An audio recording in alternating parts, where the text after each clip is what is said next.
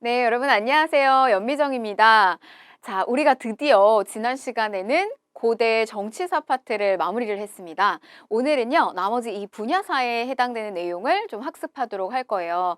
이 분야사라고 하는 것은 역사의 어떤 큰 줄거리에 해당됐던 정치사를 제외한, 자, 나머지 이 경제사, 어떻게 먹고 살았냐, 무엇을 가지고 먹고 살았냐, 자, 그 다음에 사회사, 이 시대의 어떤 생활상, 그리고 이들이 누렸던 남겼던 문화적 가치, 이런 것들에 대해서 공부를 해보도록 하겠습니다. 자, 오늘 주제는요, 기출주제 13, 14의 주제는 경제사회, 문화의 좀 일부에 해당이 될 거고요. 다음 강좌까지 이 문화사까지 포함된 어떤 나머지 고대 파트의 분야사를 이렇게 여러분들이 학습을 하시게 될 거예요.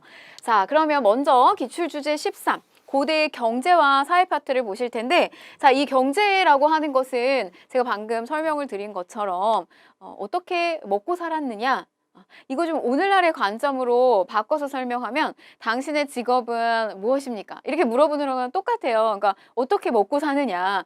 그런데 이 시기는 여러분 절대 다수가 농민층이 굉장히 많았단 말이죠. 그러면 농민은 이 땅을 경작해서 먹고 사는 사람들이에요.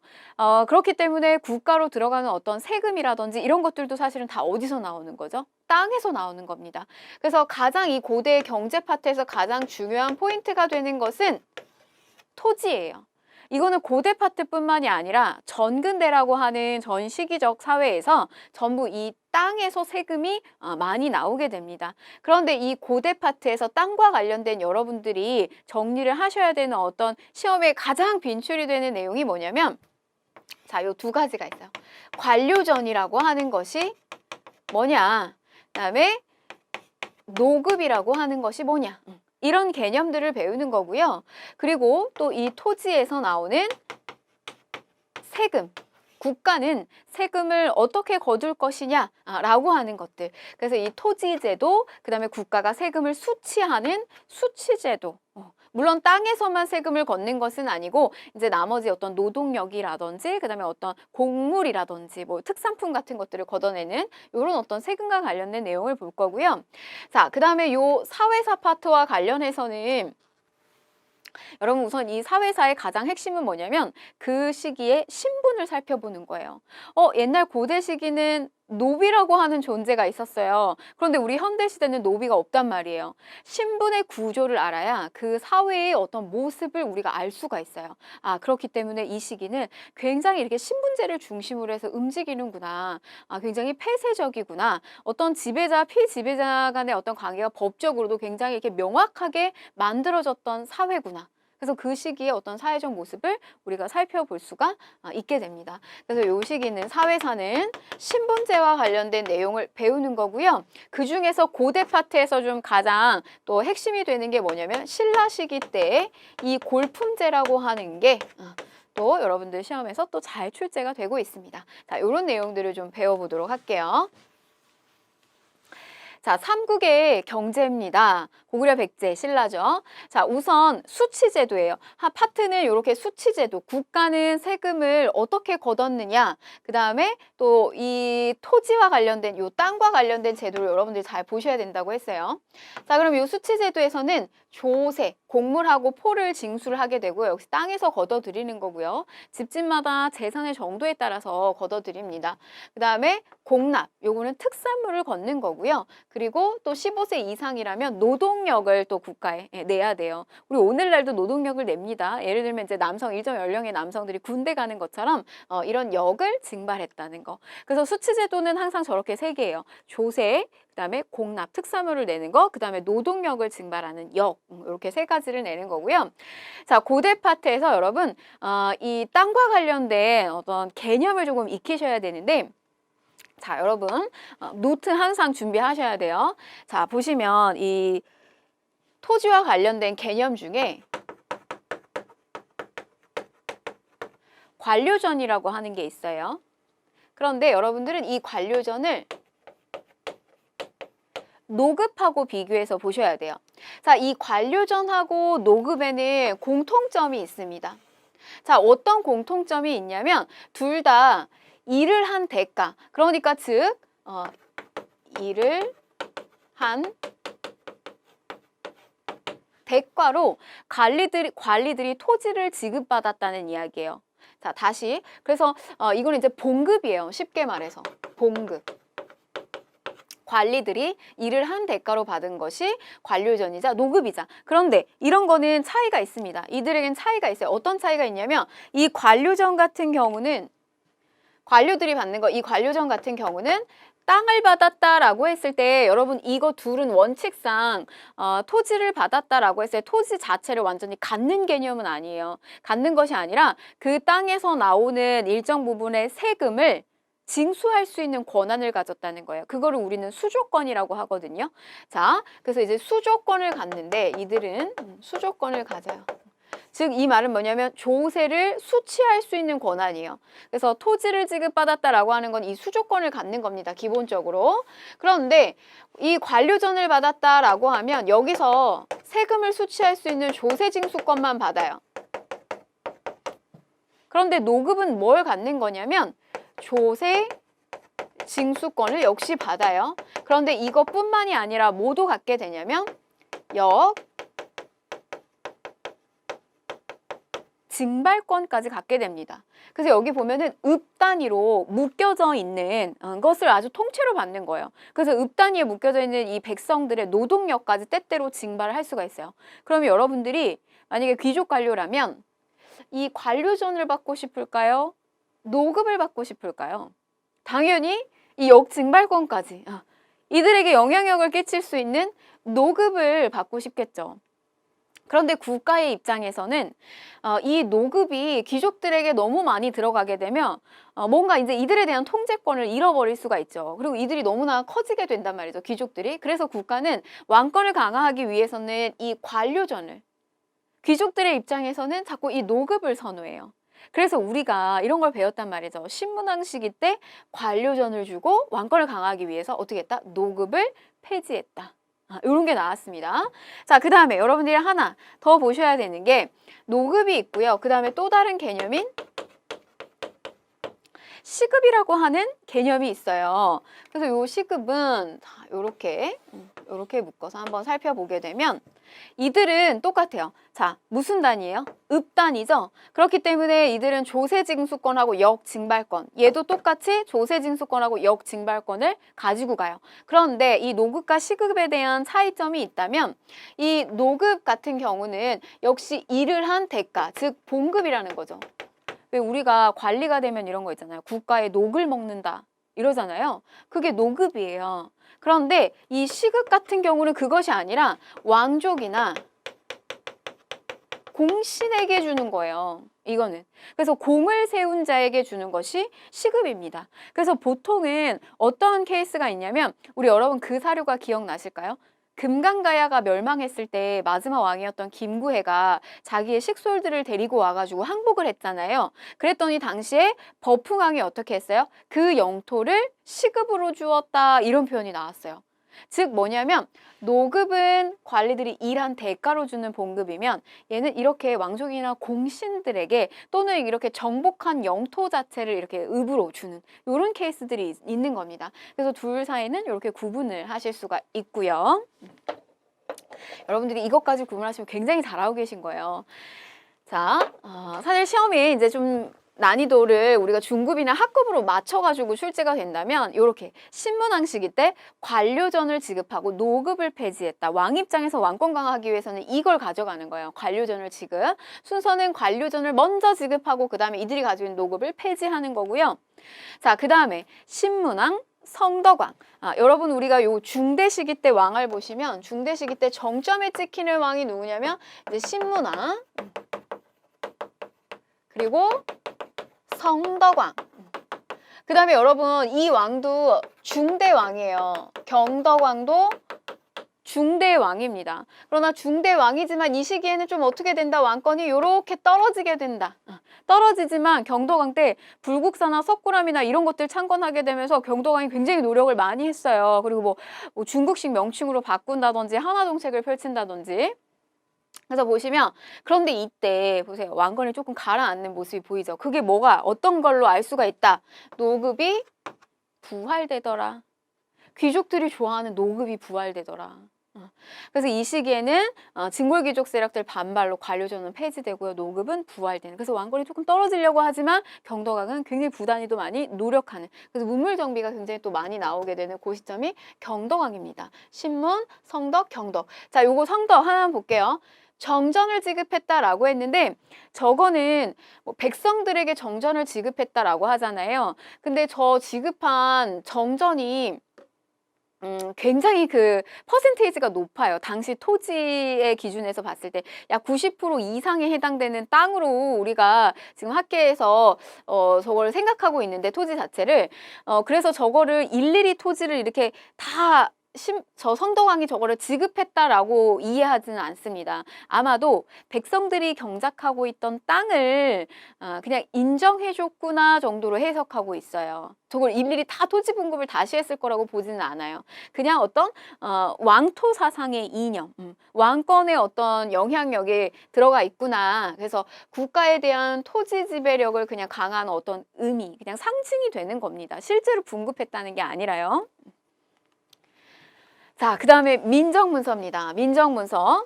자, 여러분 이 경제 파트에서 우리가 요거 이제 하나의 핵심이 되는 거고요. 그 다음에 우리가 이제 통일신라로 넘어가게 되면 통일신라의 수취제도는 어떻게 했을까라고 하는 것을 잘 알 수 있는 문서가 하나 발견이 됐어요. 근데 그 문서가 뭐냐면 바로 저 일본의 동대사라고 하는 절에서 발견된 문서거든요. 저 민정문서. 그 절에 화엄경론을 이렇게 싸고 있는 말하자면 이제 책 표지 껍데기 같은 거에 글씨가 깨알같이 적혀 있는데 딱 그걸 봤는데 그 내용에 당시에 서원경, 오늘날로는 청주 지역이거든요. 근데 이 지역에 해당되는 뭐 여러 가지 내용들이 막 적혀 있는 거예요. 뭐 거기에는 뽕나무 몇 그루, 잣나무 몇 그루, 심지어는 노비가 얼마나 있고 인구의 이동까지 좀 파악이 되고요. 토지의 면적 뭐 이런 게 막 다 적혀 있는 거예요. 그래서 이거를 왜 작성을 했을까? 왜 이렇게 꼼꼼하게 작성을 했을까? 근데 그게 뭐였을까, 여러분? 이 지역의 조세를 징수하고요. 그 다음에 노동력을 증발하기 위해서 이걸 작성했다라는 거죠.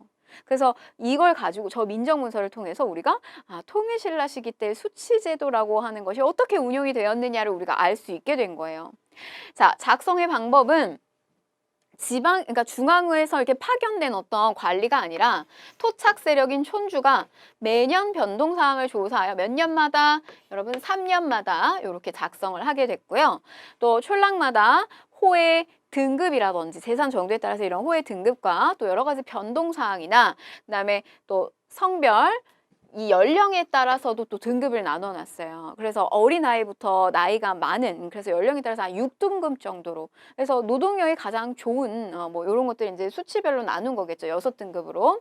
그리고 또 논밭의 면적이라든지 이런 내용들이 상당히 적혀 있었다더라. 그래서 요게 이제 민정문서, 요게 통일신라 거다. 자, 그 다음에 대외무역. 이 시기의 대외무역은요.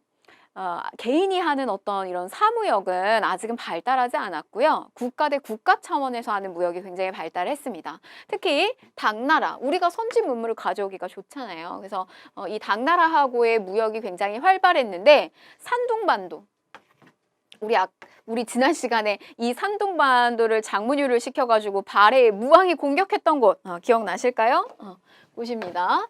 그래서 우리 이렇게 지도 하나 이렇게 그려보시면 이렇게 튀어나온 거 바로 이 산둥반도 일대를 봤더니 여기에는 신라방, 신라관, 신라소 등등 그러니까 신라인들이 머물 수 있는 관청, 절, 그다음에 뭐 여러 가지 여관 뭐 이런 것들이 다양하게 있었다는 거죠. 그래서 여기서 신라인들의 왕래가 굉장히 많았구나 라고 하는 것을 알 수 있었고요. 자, 그 다음에 또 대표 무역항, 통일신라 시기 때 대표 무역항 당항성이 있었습니다. 이 당항성은요, 여러분 요거는 신라가 우리 진흥왕 시기 때 하류 지역을 획득하게 되면서 이 지역에다가 당항성을 설치하게 되면서 중국하고의 직교역이 가능했어요. 신라시대 때 그때부터 원래는 이제 고구려나 항상 이렇게 거쳐가지고 이 신라가 했었는데 하류 지역을 차지하면서 직교역이 가능했다. 그게 당항성의 상징이 됩니다. 그 다음에 이 통일신라 시기 때 오게 되면 요 울산항이 유명하였는데 통일신라 시기 때 특히 울산항은 국제 무역항으로서 번성하면서 아라비아 상인들까지도 서역인들, 이 서역인들까지도 굉장히 많이 왕래를 하게 돼요. 그 원성왕릉에 서 있는 그 무인석을 보게 되면 무인석의 모습이 서역인의 모습을 하고 있어요. 그래서 통일신라 시기 때는 아라비아 상인들하고도 많이 왕래를 했구나. 뭐 이런 것도 알 수 있었습니다. 자, 그 다음에 장보고 빼놓을 수가 없습니다. 장보고. 청해진을 설치했는데 이거는 이제 군진이에요. 그건 뭐냐면 해적들을 소탕하기 위해서 만든 건데 바로 이 지역에 이제 군진을 설치하고 장보고가 여기를 이제 딱 장악하고 있으니까 여길 거점으로 해서 해상 무역권을 또 장악할 수도 있었다는 거죠. 그래서 당시에 이 완도 지역에 청해진을 설치하고 당으로 보내는 견당, 매물사, 그 다음에 또 뭐 받아온 거 뭐 일본으로 보내기도 했는데요. 일본으로 보내는 폐역사. 이런 것들 통해서. 그래서 이제 물건을 서로 전달해주고 주고받으면서 굉장한 부를 많이 축적했다. 그게 장보고였다. 그런데 이제 결국 어떻게 되죠? 문서왕 시기 때 장보고의 난을 일으키게 되고 결국에는 염장에게 죽임을 당하게 되는 뭐 그런 또 비운의 인물이기도 합니다. 마지막에. 그런데 이제 요 법화원이라고 하는 게 있는데요. 산둥성의 적산촌에 법화원이라고 하는 절을 건립했는데 여기에 하나 이제 잘 나오는 그 사료가 하나 있어요. 자, 보시면 기화를 뵌 적은 없으나 높으신 이름을 오래전에 들었기 때문에 흠모하는 마음이 더욱 깊어만 갑니다. 부족한 이 사람은 다행히도 대사께서 세우신 이곳 법화원에 머무를 수 있었던 것을 말로 다할 수 없이 감사하게 생각합니다. 저는 은혜를 잊고 있으면서도 멀리 떨어져서 찾아뵙지 못했습니다. 자, 요거는 앤닌의 입당구법 순례행기예요. 여기에서 이 앤닌이라고 하는 일본 승려가 이 일대를 이제 돌다가 자기가 이 장보고가 세웠던 이 법화원이라고 하는 곳에서 머무르게 된 거예요. 그래서 은혜를 크게 입었는데 거기에 대한 감사한 내용이 이 입당구법 순례행기에 기록이 되어 있었다는 거죠. 그래서 당시 장보고의 어떤 그 영향력이 굉장했구나라고 하는 것을 알 수 있는 또 하나의 사료가 됩니다. 문제로도 출제가 자주 되고 있고요. 자, 다음은 발해 경제 보겠습니다. 자, 발해는 어땠을까요? 발해의 경제 모습, 무엇을 먹고 살았을까? 수치제도는 어땠을까? 비슷합니다. 발해 역시. 자, 그런데 발해는 이제 토지 자체가 우리 삼남지방처럼 막 이렇게 비옥하지는 않잖아요. 그래서 주로 밭농사를 많이 실시했고요. 뭐 일부 벼농사도 있었고요. 자, 그 다음에 목축업이 당연히 많이 했겠죠. 그래서 뭐 돼지나 소, 말 등, 그리고 또 솔빈부의 말, 이런 것들이 특산물로 유명합니다. 여러분 무슨 부 이렇게 나오면 발해예요. 그러니까 예를 들면 우리 이 발해는 15부가 있었잖아요. 그러니까 5경, 15부, 62주 행정구역 자체가 그 중에서 특산품으로 뭐가 유명했다? 솔빈 부의 말이 유명했다. 자, 역시 발해 역시요. 당나라하고도 무역을 하고요. 일본하고 무역, 그 다음에 신라하고도 교류했는데 여러분 당나라하고 신라하고의 교류가 본격적으로 친선의 모드로 들어간 게 언제였다? 발해 누구 왕 때였다? 발해 언제였죠? 그래서 친선의 왕 문왕시기였죠. 친선의 왕이자 천도의 왕이었던 요 문왕시기 때. 그래서 신라 도 이런 것들 만들면서 아주 적극적으로 이제 무역을 하게 됩니다. 주로 이제 당나라하고 무역을 하게 되면 담비나 가죽, 인상 같은 거 당나라에 보내고요. 어떤 요런 이제 사치품에 해당되는 비단이나 책 같은 것들 이런 것들 수입해서 들어왔다. 일본도 신라도. 자, 넘어갈게요. 자, 다음은 사회 모습입니다. 사회사인데요. 자, 고구려. 제가 이제 뭐냐면 신분의 구조를 봐야 된다라고 했어요. 신분의 구조를 봐야 된다. 자, 그러면은 고구려 같은 경우는 지배층의 모습은 어떤 모습이었을까요? 자, 보시면 왕족은 고씨였어요. 고주몽. 그리고 오부 출신의 귀족으로 구성이 되어 있었다. 우리 이 계루부, 전루부, 소노부, 순노부, 관노부 이 오부족 있잖아요. 그 오부족을 연맹체로 꾸려가면서 이제 초창기에 이렇게 귀족의 형태로 구성이 되어 있었고요. 이들의 우두머리들, 가들이 여러 가들이 모여서 하는 제가회의. 저기서 중대사를 결정했고요.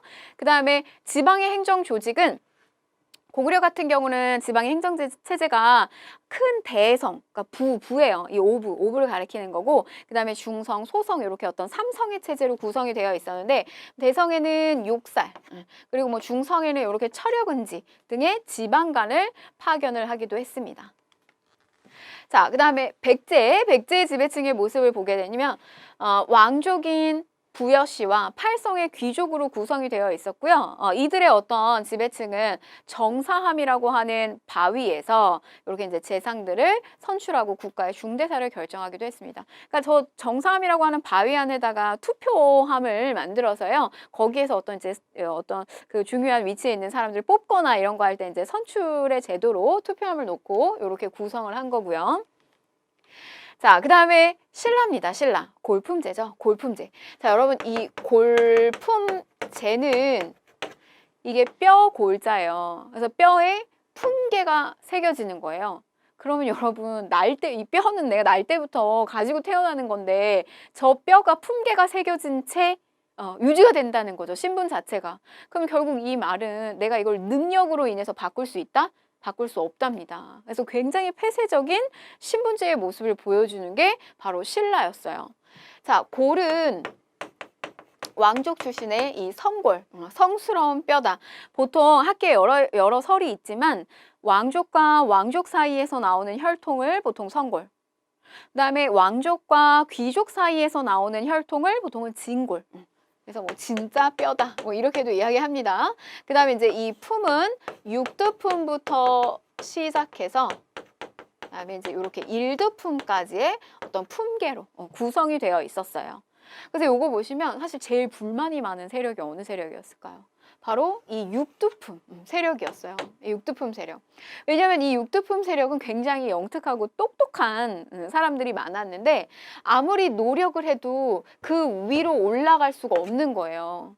그래서 사실은 자신의 능력을 제대로 발휘를 하지 못하자 결국 이제 뭐 우리도 뭐 사실은 이게 국내에서 뭐 제대로 취직이 안 되거나 뭐 이렇게 뭐 유학을 가는 케이스들 막 이런 경우도 많잖아요. 이 육두품들도 마찬가지예요. 당시에 어디로? 당나라로 유학을 많이 갑니다. 그래서 당나라의 빈곤과에 합격하는 사례들이 굉장히 많았어요. 대표적인 인물이 채치원 이런 인물들이 있었고요. 골품에 따라서 관등 승진에 대한 제한이 있었으며 집과 수레의 크기 등 일상생활까지 규제가 되었다.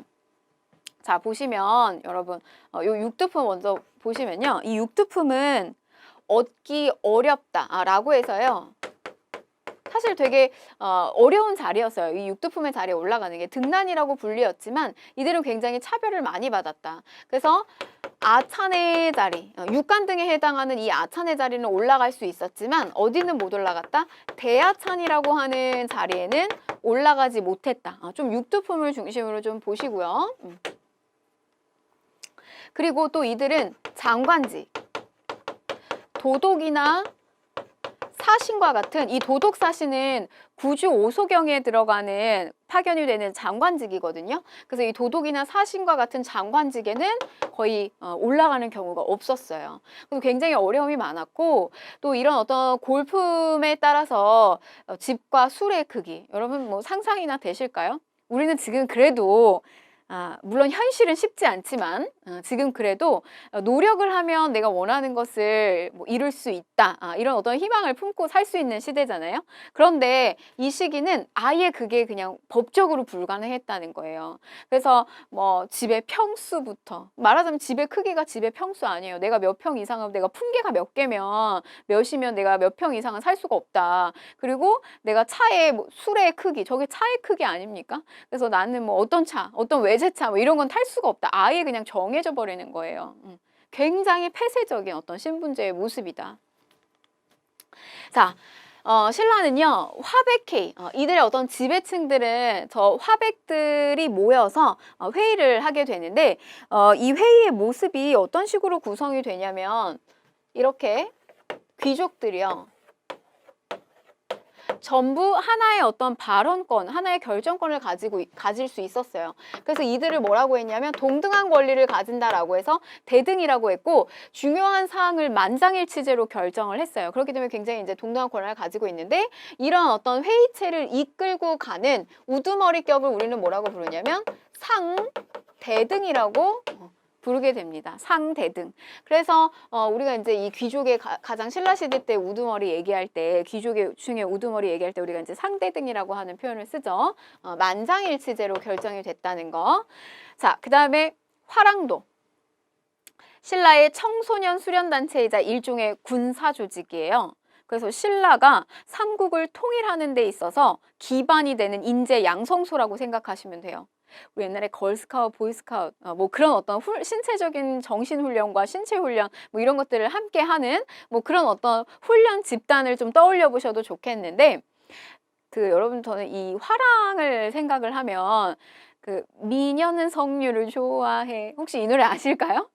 옛날에 그 이준기라고 하는 배우가 이렇게 탁 나와가지고 굉장히 조금 이슈가 됐었어요. 왜냐면 이제 그 전에는 굉장히 이렇게 선이 조금 굵은 이런 남자 배우들이 많이 나와서 인기를 끌었단 말이에요. 뭐 장동건이나 뭐 김보성 막 이런 사람들이 되게 인기를 끌었었는데, 근데 그때 당시에 이제 이준기라고 하는 배우가 탁 이렇게 나오게 되면서 뭔가 이렇게 남성도 아니고 여성도 아닌 이런 어떤 이제 꽃미남 같은 스타일들이 굉장히 많이 나오면서 인기를 많이 얻었었는데, 그 화랑은 처음에는 여성으로부터 출발이 돼요. 굉장히 이렇게 여성스럽고 아리따운 여인들이 나왔는데 서로가 이제 질투심이 너무 이렇게 심해지게 되니까 결국엔 나중에는 아주 어여쁜 남성이 이 화랑으로 등장을 하게 되거든요. 그런데 그래서 아주 이제 이 신라의 어떤 마스코트와 같은 그런 역할을 했던 게 화랑이었어요. 근데 이제 그 배우가 이런 화랑의 역할을 하면 되게 제격이지 않을까, 저는 항상 이제 그런 생각을 했는데, 자 보시면 진흥왕 때 국가적인 조직으로서 개편이 됐었고요. 또 신라가 통일을 하는 데 있어서의 또 굉장한 어떤 기반이 됐던 게 바로 화랑이었습니다. 원강, 이 승려 원강은 세속 5개를 생활 신조로 삼아서 또 훈련을 시키도록 했는데, 뭐 세속 5개에는 이런 게 들어있어요. 뭐 임전무태, 싸우는데 절대 뒤로 물러서지 말아라. 그다음에 뭐 사친이호, 그래서 뭐 부모를 뭐 효로서 모셔라. 그다음에 뭐 살생유택, 함부로 죽이지 말아라. 교우이신, 이 친구와 벗과 사귈 때는 신의를 가지고 이렇게 사겨라라고 하는 어떤 이런 생활 신조가 있었습니다. 승려 원강이 만들었고요. 자, 통일신라 시기 넘어가면, 자 바로 요겁니다. 그 육두품이 중앙정계에 진출해서 처음에는 국왕을 보좌하는 역할을 하다가 상위관직으로 더 이상 올라갈 수 없게 되니까 결국에는 등을 돌리게 돼요. 그래서 이런 육두품, 등난이라고도 불렸던 이 육두품이 나중에 누구랑 만난다? 그렇죠, 호족이랑 만나게 된다. 자, 신라 하대에 그래서 뭐 정부의 강압적인 수치로 농민이 몰락하고 전부 이제 이 원종 애노의 난, 그리고 뭐 적고적의 난, 진성여왕 시기 떠올리시면 되겠죠? 신라 하대 모습이고요. 자, 발해 같은 경우 보실게요. 발해는 지배층이 왕족인 대씨, 대주영, 그리고 귀족은 고씨, 이렇게 고구려계 사람들이 굉장히 많았다는 거예요. 그리고 피지배층은 대부분 뭐다? 말갈인이다. 그래서 우리가 지난 시간에 고구려 계승을 발해 고구려 계승의식 할 때도 배웠죠. 그래서 상층에 있는 이 고구려 출신들이 발해를 많이 이끌고 갔을 거다, 이렇게 보고 있습니다. 자, 그러면 문제를 한번 좀 풀어보도록 할게요. 자, 다음 문서를 제작한 국가의 경제 상황에 대한 설명으로 옳은 것을 골라라. 자, 이 문서는 일본 동대사 정창원에서 발견이 되었다. 촌락마다 호의 등급과 변동 상황, 성병, 연령별 인구의 규모가 파악되어 있으며 논밭의 면적 등이 기록이 되어 있었다. 이거는 뭡니까? 민정문서죠. 자, 그런데 이제 문제는 이 문서를 제작한 국가예요. 그러면은 신라를 이야기하는 거고요. 모내 기법이 전국적으로 확산되었다. 이 선택지는 우리가 아직 다 배운 건 아닙니다. 요거는 조선 후기고요. 빈민구제를 위한 진대법, 굉장히 출제 많이 되죠. 요거는 고구려. 고국천왕. 시장을 감독하는 관청인 동시전이 있었다. 이거 신라입니다. 신라 지증왕. 요거 신라에 해당되는 내용이네요. 자, 감자, 고구마 등의 구황작물이 재배되었다. 요거는 조선 후기로 넘어갑니다. 자, 우리 풍토에 맞는 농법을 기록한 농사직설이 편찬되었다. 요거는 조선 전기, 조선 시기, 세종 시기 때 편찬이 되고요. 그래서 정답은 3번이 되겠습니다. 자, 다음 기출주제 14. 자, 이번에는 문화사 파트인데요. 여러분들이 문화사 파트를 좀 많이 어려워하세요. 그런데 아직 이 고대의 사상과 문화 파트는 그렇게 깊숙하게 들어가지는 않습니다. 그래서 크게 많이 두려워하지 않으셔도 돼요. 자, 보시면 결국 이 사상이라고 하는 것은 여러분 일단 이렇게 큰 흐름의 두 줄기로 여러분 보시면 되는데, 자, 첫 번째가 불교고요. 그다음에 두 번째가 고대에도 이런 유학 공부를 했습니다. 유학이고요. 그다음에 또 당시에 귀족들이 선호했던 도교, 이런 내용들을 살펴보시는 거예요. 그래서 당시 고대 시기 때 불교가 어떤 차지했던 영향, 그 다음에 또 유학이라고 하는 것을 당시에 어떤 지배층들, 사람들이 받아들이면서 곳곳에 남겨진 여러 자취들, 그 다음에 귀족들이 누렸던 어떤 도교적 모습, 문화유산, 이런 것들 살펴보시는 거고요. 그리고 또 하나는 이제 우리가 저렇게 이제 만들고 향유했던 문화를 외부로부터도 전파를 하는데 특히 어디로? 일본으로 문화 전파를 하게 됩니다. 특히 누가 앞장서서요? 백제가 앞장서서 문화 전파를 하게 되는데 그런 모습들을 살펴보게 될 겁니다. 그러나 무엇보다도 이 중에서 가장 중요한 것은요, 요 불교라고 하는 거고요. 자, 그럼 넘어가서 보실게요. 자, 삼국의 불교인데 우리는 이 불교 자체를 정말 순수한 종교로서 받아들이지 않았다는 거죠. 우리는 왕권을 강화하기 위한 목적으로 왕죽불 사상이라고 하는 게 있어요. 그래서 왕이 곤보다 부처다 라고 하는 겁니다. 그래서 이 부처로서 상징되는 이 왕이라고 하는 존재를 중심으로 이들에 대한 사상, 이념까지 다 지배를 하는 거예요. 강력한 중앙 통치, 그리고 강력한 왕권 강화를 하기 위해서 어떤 정치적인 이데올로기로서 불교를 수용했다는 거죠. 그걸 굉장히 잘했던 나라가 신라였어요, 사실은. 자, 고구려하고 백제는 4세기 후반이 되면 이미 불교를 수용하고 국가적 차원에서 공인도 함께 하게 됩니다. 그래서 소수리망 때 중국의 전진을 통해서 자, 백제는 침류해서 들어온다. 언제? 침류왕 시기 때 동진을 통해서 불교를 받아들이게 됩니다. 근데 신라 같은 경우는 한참 늦어요. 6세기로 넘어가게 되는데 신라 같은 경우는 처음에 우리 눌지마리간 시기 때가 되면 불교가 이미 들어오거든요. 근데 들어오는데 공인은 하지 못해요. 왜냐하면 신라는 기존의 토착 세력들이 굉장히 강하게 자리 잡은 나라가 신라였어요. 그래서 이들은 각자 자기들이 믿고 있는 토속 신앙들이 있었단 말이죠. 근데 왕권을 강화하려고 하는 이런 어떤 불교를 받아들인다라고 하니까 굉장히 큰 반대가 있었단 말이에요. 그래서 이 이차돈이라고 하는 인물과 법흥왕이 모종의 비밀리에 서로 협의를 해서 불교를 받아들일 수밖에 없는 상황을 보여줍니다. 그래서 동시에 어떤 결국 이제 법흥왕의 손에 이차돈은 목이 날아가요. 그게 이제 결국 이차돈이 불교를 받아들이기 위해서 자처 이렇게 목숨을 내놓은 상황인데 이때 신료들이 보는 앞에서 이런 행위를 의도적으로 벌였다는 거죠. 그건 뭐냐면 왕은 바로 이러한 존재다. 뭔가 신료의 잘못이나 어떤 행위에 대한 어떤 왕의 행보에 대한 것을 방해하거나 뭐 이런 상황이 왔을 때 심지어 신료까지 이렇게 처단할 수 있다라고 하는 것을 이 신료들한테 보여준 거예요. 그 전까지는 아직은 이 왕권과 신권이 조금은 좀 애매했어요. 왕이라고 하는 존재는 있기는 했지만 아주 이렇게 강력한 왕의 존재가 아니었단 말이죠. 당시에 어떤 그 불교를 받아들이는 데 있어서의 상황적인 묘사도 굉장히 기이한 모습이 연출되는데요. 삼국유사의 기록에는 이차돈이 이렇게 목이 날아갔을 때 목에서 붉은 피가 아니라 하얀 젖줄과 그다음에 막 국화꽃이 떨어지는 천둥이 막 울리고 뭐 이런 상황이 펼쳐졌다라고 해요. 그래서 어떤 불교를 받아들일 수밖에 없는 어떤 그런 기이한 상황이 연출됐다라고 합니다. 아주 힘겹게 불교가 받아들여졌다라고 하는 상황을 이렇게 묘사한 거예요. 이 삼국유사 기록에. 그래서 불교가 공인이 됩니다. 법흥왕 시기 때. 자, 여러분, 요게 이제 고대 파트 때 여러분 이 삼국의 불교 수용과 관련된 내용을 하나 이렇게 보시면 되겠고요. 그 다음에 통일신라로 넘어가셔서 대표적인 승려가 둘이 나와요. 자, 하나가 원효고요. 그 다음에 또 하나가 의상입니다. 자, 이 둘은 같은 듯 다른 듯. 자, 뭐냐면 원효와 의상은 둘 다 이 신라 시기 때의 불교는 앞에는 보시면 이제 이 귀족층에서 또 위에 이제 상층에서 왕실 쪽에서 불교를 이제 처음에 이제 받아들여서 전파를 막 했는데 이 통일신라 시기 때 어떤 불교의 과제는 어떻게 하면 일반 백성들, 민중들도 이 불교를 통해서 깨달음을 얻어서 누구나 다 이제 극락세상에 좋은 곳에 갈 수가 있을까 이런 어떤 과제가 있었어요. 근데 그런 과제를 해결하려고 노력하셨던 분이 바로 원효 대표적이고요. 그 다음에 의상이 있습니다.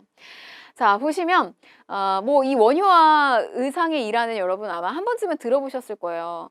당나라로 유학길을 떠나게 되죠. 근데 당시에 폭우가 쏟아져 가지고 동굴에 갇히게 되잖아요. 그래서 하룻밤을 이제 머무르게 되는데 너무 목이 말라서 이 원효가 주변을 이렇게 막 더듬다가 이렇게 바구니에 이렇게 물이 있나 하고서는 이제 그거를 이제 목을 축이게 되죠. 근데 아침에 탁 일어나서 보니까 이게 웬걸, 그 전날 달콤하고 내 갈증을 해소시켰던 물인 줄 알았는데 알고 보니까 이게 뭐예요? 해골물이었다는 거죠. 근데 여러분 이렇게 해골물 이러면 좀 귀여운 느낌이 나는데 사실 이게 여러분 인골이에요. 인골에 막 그 썩어 있는 막 구더기가 있고 막 이런 썩어 있는 물에 고여 있는 물을 이렇게 먹게 된 거잖아요. 본의 아니게. 근데 그걸 아침에 이렇게 봤을 때 어떤 느낌이 들겠어요. 그러니까 막 이제 막 토를 하고 막 이러면서 막 원효가 이때 당시 이제 깨달음을 얻은 거죠. 뭔가 이 모든 것은 사실은 다 마음에 달려 있는 것이 아닌가. 내가 굳이 이 불법을 구하기 위해서 멀리 당나라까지 갈 필요가 있겠는가. 원효는 결국 당나라의 유학길 오르지 않고 그냥 귀국을 하게 됩니다. 본국에 남게 돼요. 그런데 이제 의상 같은 경우는 당나라로 가서 유학을 하고 돌아오게 됩니다. 일단 이제 출발부터 좀 다르게 되겠죠. 근데 이 둘은 아는 사이였어요. 둘은 아는 사이였고, 근데 이들의 되게 성향도 달라요. 원효 같은 경우는 육두품 출신이었고 의상 같은 경우는 진골 출신이었어요. 출신에 대한 성분도 좀 다르고 기질도 굉장히 달랐습니다. 원효는 나중에 이 무열왕의 딸인 요석공주하고 결국에는 혼인을 하게 되거든요. 그래서 이제 파괴승의 길을 걷게 돼요. 굉장히 어떤 행보에도 거침이 없었던 인물이에요. 막 이렇게 한 일화에는 자기 옷을 일부러 물에 적셔가지고 이 요석공주에게 막 말려달라고 그리고 막 지나가는 아낙네들한테도 막 쉽게 말을 걸기도 하고 굉장히 이렇게 좀 호방하고 좀 유쾌한 성격이었던 것 같아요. 원효는. 근데 의상은 조금 달랐어요. 이 의상 같은 경우는 당나라에서 또 공부를 할 때 한 처소에 이렇게 머물게 됐는데 당시에 선묘라고 하는 여인을 만나게 됩니다. 그래서 이 선묘가 이 의상한테 뿅 빠진 거예요. 근데 이 의상은 선묘를 거들떠도 보지 않아요. 자기는 불법 구하러 하고 공부하러 왔기 때문에 뭐 이렇게 사랑을 나눌 뭐 그런 시간이 없다 이러면서 결국엔 공부를 마치고 다시 본국으로 돌아오게 되는데 그 뒷모습을 보고 있었던 이 선묘가 결국에는 이 의상을 바라보면서 내가 이제 끝까지 의상을 위해서 내 영혼이 끝까지 이 의상을 위해서 다 물심양면 지원을 하겠다라고 하면서 바다에 몸을 던지게 돼요. 그래서 이후에는 이 선묘의 영혼이 의상이 나중에 이 부석사라고 하는 절을 지을 때 이 선묘의 영혼이 이 의상을 또 많이 이렇게 도와줬다라고 해요. 부석사라고 하는 영주에 절을 짓는데 막 굉장히 이 절을 짓는데 어려움이 많았다고 해요. 막 거기에 뭐 산적들도 막 절을 못 짓게 하고 막 이렇게 막 방해를 하고 막 이렇게 하는데 뭐 하늘에서 선묘의 영혼이 깃든 뜰부자예요. 뜰부 떠다니는 석은 돌석자예요. 이 떠다니는 돌이 와가지고 이들의 막 이 산적들을 다 이렇게 치면서 결국에는 절을 짓는데 굉장히 이렇게 또 도움을 줬다라고 합니다. 그래서 그때 당시에 지어졌던 이제 절 이름이 뜰부자 돌석자에서 부석사예요. 실제로 부석사에 가보면 바위하고 큰 그 부석사 옆에 그 바위하고 큰 바위 아래에 이렇게 빈 틈이 이렇게 있다고 해요. 실제로 이렇게 떠 있는 돌. 근데 뭐 이렇게 붕 떠 있는 건 아니고 가느다란 실로 이렇게 쭉 이렇게 연결을 해보면 실제로 돌과 돌 사이가 이렇게 좀 떠 있다라고 해요. 그러니까 이게 선묘설화나 이런 이야기가 굉장히 허무맹랑한 이야기는 아니라는 거죠. 자, 좀 이게 내용이 장황했는데 여러분 보시면 이렇게 곳곳에 들어가 있습니다. 당시에는 이론 연마를 강조하는 교리를 강조하는 교종과 실천 수행을 강조하는 선종이 함께 발달을 했습니다. 자, 원효는요. 일심 사상을 굉장히 중요시했고요. 그런데 여러분 보세요. 이 시기는 통일신라 중대 시기인데 교종에 좀 포커스를 맞추세요. 교종과 선종이라고 하는 게 존재는 했지만 아직 이 시기는 교종이 굉장히 발달했던 시기였고 원효하고 의상 역시 이 교종의 승려들이에요. 보통 이 대중불교에 앞장섰다라고 하면 선종 쪽이 아닌가 이렇게 생각하시는 분들이 있는데 그렇지 않습니다. 교종 승려들이고요. 저 선종, 우리가 이렇게 참선을 수행하면서 깨달음을 얻는 저 선종은 신라 하대에 가게 되면 본격적으로 유행을 하게 돼요. 그래서 조금 구분을 지으시고요. 자, 모든 것이 한 마음에서 나온다. 라고 하는 1심 사상의 이론적 체계를 완성합니다. 해골물 사건을 좀 떠올려 보세요. 1심, 모든 것은 마음에서 나오는 것이다. 그래서 당시에 뭐 중관학파니, 유식학파니 막 이런 싸움들이 있었는데 그런 것들을 다 좀 통합하자라고 하는 어떤 1심 그리고 화쟁 이런 것들을 강조했던 게 원효입니다. 불교의 대중화에 앞장섰고요. 아미타 신앙 또는 정토종을 전파를 하는데 나무 아미타불만 외치면 그러니까 사실은 이게 무지한 백성들이 교리를 막 이렇게 깨우칠 수 없잖아요. 그러니까 나무 아미타불만 외치면 누구나 저 극락정토에 갈 수 있다라고 하는 정토신앙, 아미타 신앙 이런 것들을 굉장히 많이 전파를 했고요. 또 불교의 이치를 담은 아무것도 걸림길이 없다, 무해가. 뭐 삶과 죽음에도 어떤 경계가 없고 이런 걸림돌이 없는 그런 진정한 깨달음을 얻은 자 뭐 이런 노래들을 막 부르면서 민간에 또 많이 유포를 했고요. 신문 화쟁론 이 원효는요. 모든 어떤 불경에 있어서 아주 능통했던 대가입니다. 승려들 중에서도 굉장히 어떤 대가에 해당되는데 여러 가지 이제 주석서들을 많이 달았어요. 신문화쟁론, 대승기 신론소, 그다음에 금강 삼매경론 이런 것들을 저술했고요. 자, 다음은 의상인데 여러분 저 화엄사상은 화엄경이에요. 화엄경을 바탕으로 하는 건데 저거는 교종이에요. 교종. 그러니까 교리를 통해서 화엄경이라고 하는 경서를 통해서 깨달음을 얻는 거기 때문에 주로 왕실 쪽에서 많이 선호를 했고요. 의상 같은 경우는 실제로 왕실 쪽에 도움을 많이 줬어요.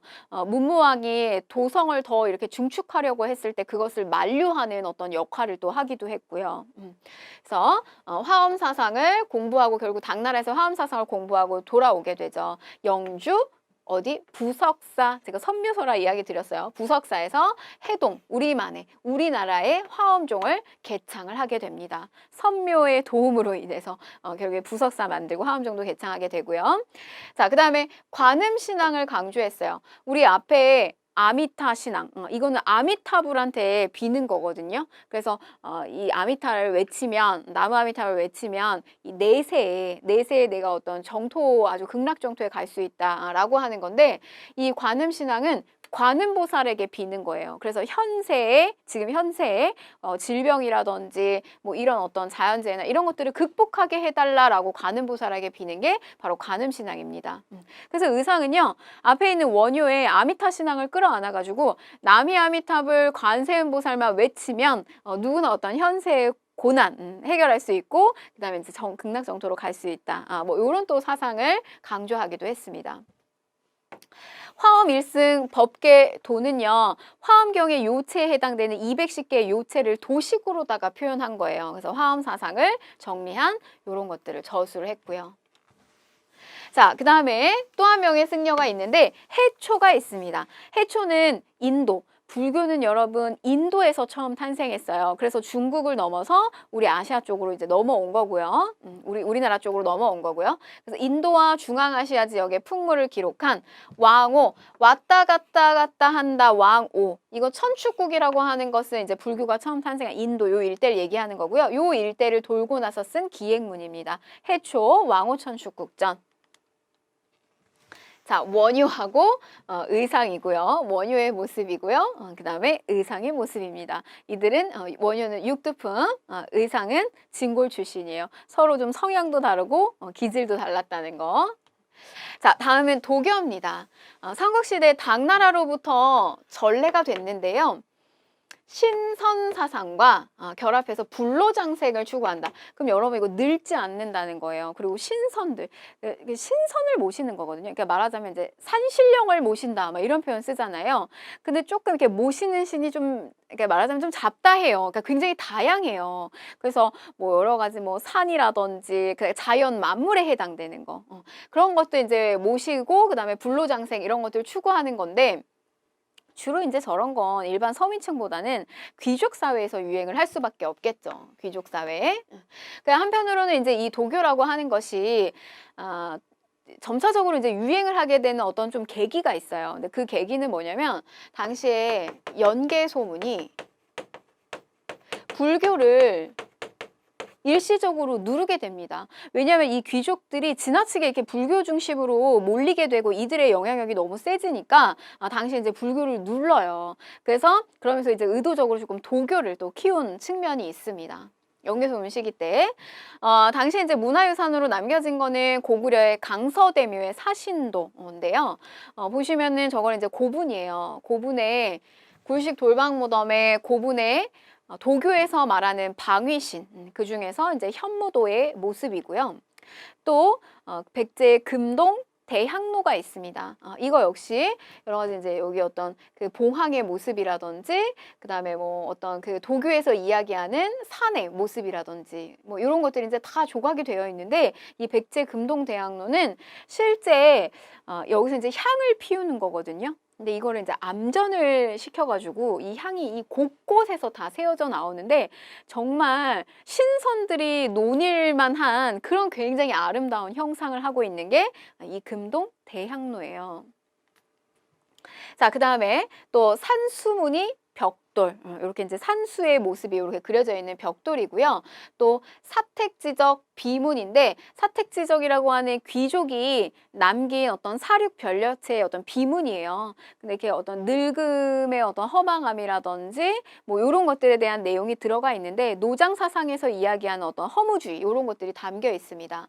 또 무령왕릉 지석인데 요거는 저 무령왕의 릉을 조성하는 데 있어 앞에서 여기 주인이 누구 거다라고 하는 이게 묘지석이 하나 있었거든요. 그런데 이 묘지석에 보면 내가 이 땅을 사가지고 왕릉을 조성하겠다라고 하면서 땅 토지신에게 이렇게 돈꾸러미를 바치는 뭐 이런 내용들이 기록이 되어 있단 말이죠. 그래서 이제 도교에서 말하는 자연의 신에 대해서 뭔가 이렇게 기원하고 비는 어떤 도교적인 모습이 들어가 있다. 이렇게 이해하시면 되겠습니다. 산수무늬 벽돌이고요. 자, 그 다음에 유학입니다. 유교를 연구하는 학문입니다. 유학 교육을 했던 기관은 학교 교육기관이죠. 그런데 그 학교 교육기관이 가장 뚜렷하게 기록으로 남겨진 나라는 고구려입니다. 고구려가 가장 앞서요. 그래서 고구려 같은 경우는 수도에는 소수림왕 때 태학을 설립했고요. 여기서 유교경전 배운 거고요. 그 다음에 지방에는 평양으로 천도했을 무렵, 그러니까 장수왕 시기 때죠. 경당이 설치돼서 여기에는 학문뿐만이 아니라 무예 기술까지 익히게끔 했다라고 하는 거. 태학과 경당. 백제 같은 경우는 여기 전문가들, 유학이라든지 기술이라든지 이런 전문가들, 박사들을 많이 파견했다라고 하는 기록이 있고요. 교육기관에 대한 뚜렷한 기록은 없어요. 자, 신라 같은 경우는 조금 늦습니다. 교육기관이 설치됐다라고 하는 기록이 조금 늦죠. 국학이 설치됐다. 그러면 그전에는 유학 공부 안 했을까요? 그전에 유학 공부한 내용이 자, 저 비석을 가지고 우리가 좀 알 수가 있는데요. 임신 서기석이에요. 여기에는 화랑들의 약속이 기록되어 있어요. 우리가 3년 안에 4개의 유교경전을 마스터하자. 이런 내용이 기록이 되어 있습니다. 우리 뭐 옛날에 이렇게 시험 보기 전에 친구랑 같이 우리가 이번에 중간고사 우리가 뭐 언제까지는 뭐 취업에 꼭 합격을 해가지고 우리가 내년에는 뭐 어디 해외여행도 가자 뭐 이런 약속 이렇게 서로 주고받기도 하고 막 하잖아요. 어떤 당시의 화랑들의 그런 모습이라고 생각하시면 되겠어요. 자, 그 다음에 독서 상품가를 실시했다. 언제죠? 원성왕입니다. 원성을 많이 받았던 때. 그래서 이 독서 상품가로다가 한심을 얻으려고 했지만 저거는 진골귀족들의 반대로 잘 실시가 되지 않았다는 거. 자, 그 다음에 발해도 국립교육기관인 이 주자감에서 유교경전을 교육하는 사례가 있었습니다. 자, 다음 역사서인데요. 역사서는 여러분 언제 편찬이 된다? 나라가 굉장히 잘 나갈 때 쓴다. 그리고 또 나라가 위태로울 때도 써요. 기록이라고 하는 거는 그렇다는 거죠. 자, 여러분 고구려는요. 영양왕 때. 여러분 영양왕, 제가 영양가 있는 왕 이렇게 이야기 드렸어요. 그래서 이때 온달장수를 시켜가지고 한강 유역을 다시 한번 되찾으려고 재기하려고 했던 때란 말이에요. 그래서 이때 그리고 뭐 영양왕 시기 때는 또 살수대처, 그래서 수나라를 물리쳤던 때가 영양왕 때이기도 하고요. 이문진이 유기백권, 예전에 이제 이 유기백권이라고 하는 역사서가 있었다고 보는 거예요. 현존하지는 않지만 그 100권짜리를 5권의 신집으로서 편찬을 했고요. 자, 백제 잘 나갈 때 언젠가요? 근초고왕 4세기 때 공이 서기를 통해서 이렇게 편찬을 했다. 자, 그 다음에 신라 잘 나갈 때 언제? 6세기 진흥왕 때 거칠부가 국사를 편찬했습니다. 자, 다음은 이제 통일신라 시기 때 유학자인데요. 설총이에요. 이 설총은 아버지가 승려였던 원효였습니다. 이 원효의 성격만큼이나 어떤 그 자식의 앞길도 굉장히 좀 아버지가 승려면 자기 자식도 같이 승려의 길을 그래서 불교 공부 열심히 하고 불법을 깨달았으면 좋겠다 이런 생각할 법도 한데요. 설총은 유학자였어요. 한자의 음과 그 다음에 뜻, 이 훈을 차용한 우리가 한글이 나오기 이전에 요 이두를 체계적으로 정의하는 역할을 설총이 했고요. 그 다음에 화한계. 자, 요거는 우리 지난 시간에 문제통에서 한번 봤었거든요. 꽃들의 왕, 이 모란 꽃이 이제 이 꽃들을 채용을 하려고 하는데 입에 발린 장미꽃 말고 이렇게 직언을 날리는 할미꽃 같은 사람들의 이야기에 귀 기울이고 저런 사람을 뽑아라 라고 하면서 유교적인 도덕 정치를 해라. 바로 그런 것들을 이제 강조한 어떤 처음의 문서라고 보시면 되겠어요. 화한계. 자, 그 다음에 김대문입니다. 신라의 이야기는 이 김대문으로 들어와서 대문으로 나간다. 이렇게 좀 기억을 하세요. 진골귀족 출신이고요. 화랑들의 이야기. 옛날에 여러분 그 선덕여왕이라고 하는 드라마 있었어요. 미실의 이야기를 담아가지고 굉장히 유행했었는데 그 미실의 이야기도 바로 요 화랑세기에서 이렇게 몇 줄 나왔던 것을 조금 이렇게 가장되게 해서 만들어진 사극이었는데요.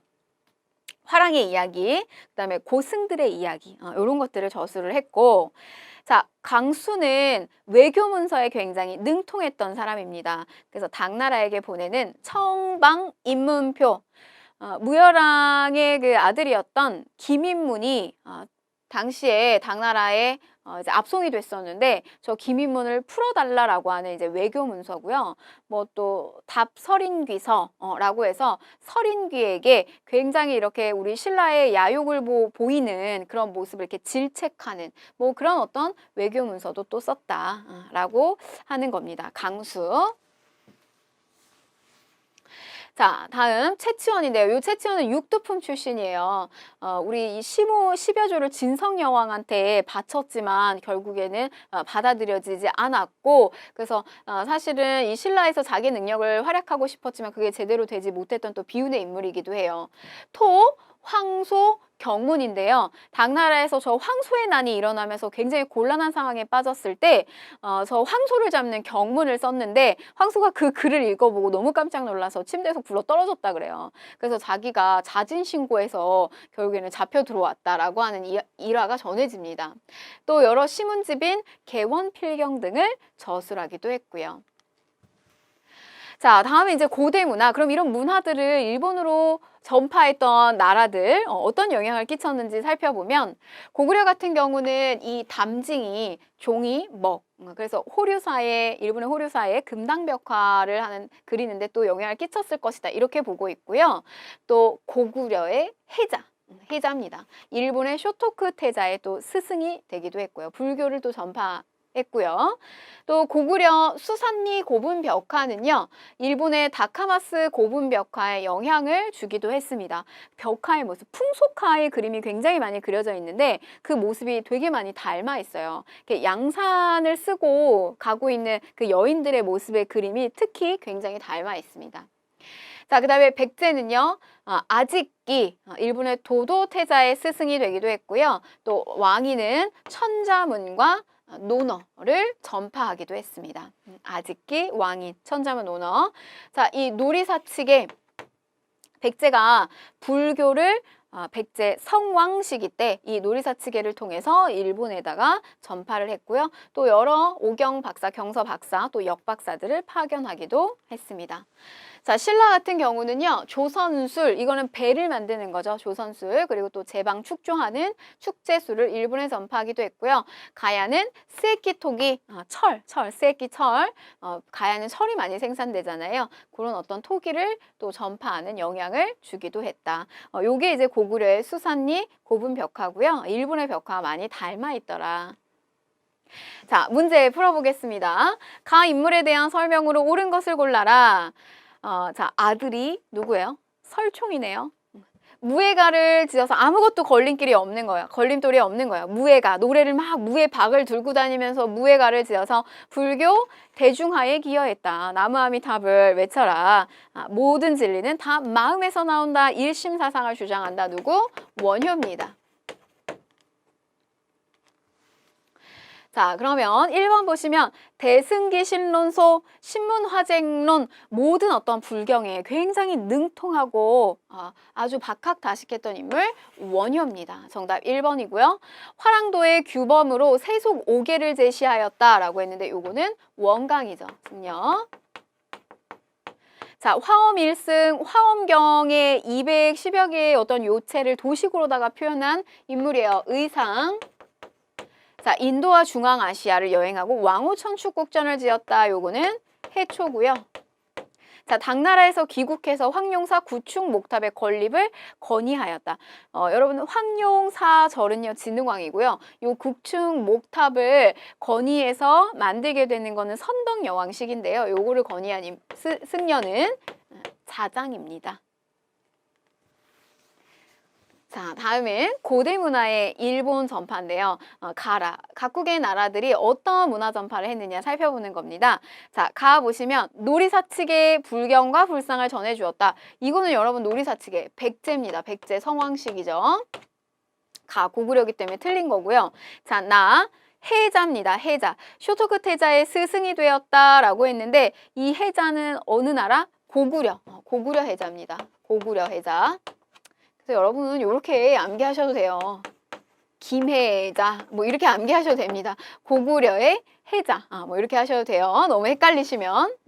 자, 그 다음에 디귿 다 스에키 토기의 제작에 영향을 주었다. 다 가야 맞는 내용이죠. 자, 왕인은 천자문과 논어를 가르쳐 주었다. 라 백제에서 왕인 아즈키가 갑니다. 그래서 정답은 디귿하고 리을 이렇게 되겠네요.